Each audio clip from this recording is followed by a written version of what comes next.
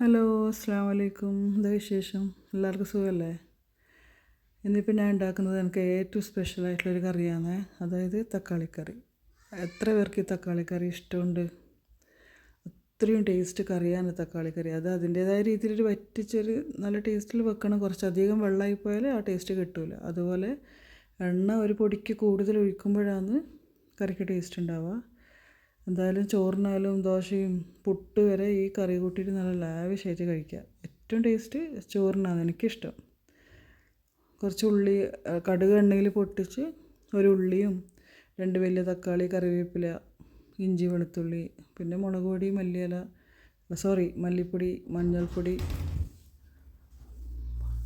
ഇതെല്ലാം ഇട്ട് നന്നായിട്ടൊന്ന് വഴറ്റിയെടുത്തിട്ട് മുറിച്ച തക്കാളി ഇട്ട് വഴറ്റി ആ നന്നായി വഴറ്റിയ സമയത്ത് തന്നെ നമുക്ക് കറി അങ്ങനെ മതിയെങ്കിൽ അത് കൂട്ടിയിട്ട് നല്ലോണം കഴിക്കാം കേട്ടോ ചോറ്. പിന്നെ കുട്ടികളെല്ലാം ഉണ്ടാകുമ്പോൾ കുറച്ച് ചാറ് വേണമെങ്കിൽ കുറച്ച് വെള്ളം ഒഴിക്കുക. ഞാനതുകൊണ്ടാണ് വെള്ളം ഒഴിച്ചത്. എന്തായാലും ചോറിനത് നല്ല ടേസ്റ്റ് കറിയാണ്. എല്ലാവരും ഒന്ന് ഉണ്ടാക്കി നോക്ക്.